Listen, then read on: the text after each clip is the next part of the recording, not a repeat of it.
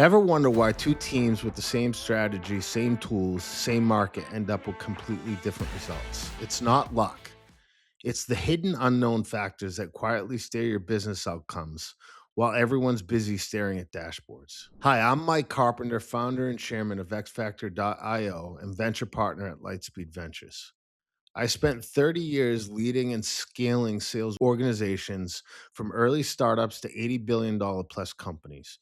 And one thing is true, it's always the invisible problems that cause the most damage. Traditional analytics can tell you what happened, but they really can tell you why. That's where AI comes in. It's not another automation or tech gimmick, but as discovery engines that help you see what's been hiding all along. Let's talk about how AI helps uncover these unknown factors before they cost you.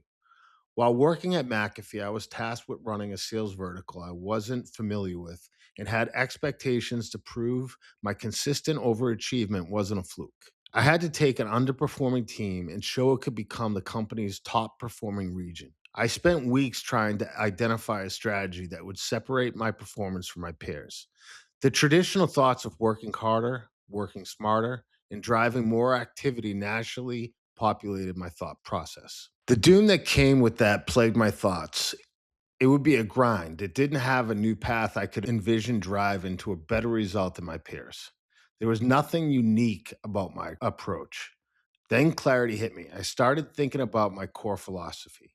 If I couldn't make my job fun, I couldn't lead anyone into a rewarding experience that would bring the results out of the best of them. Okay, how? I love to find challenges and figure out how to solve a puzzle. The puzzle scope couldn't be so large that it overwhelmed me, so I started breaking down issues that were inefficient in the business. I brainstormed ways to uncover the micro indicators of those problems and looked for small things I could do to adjust bite sized variables that could change the larger problem. I decided to call them X factors. For example, I knew we needed to increase our overall business. I knew the renewal upsells were the strongest path to introduce new products, but we're not landing enough renewals with larger deals that would allow me to achieve the goal. I started to explore why.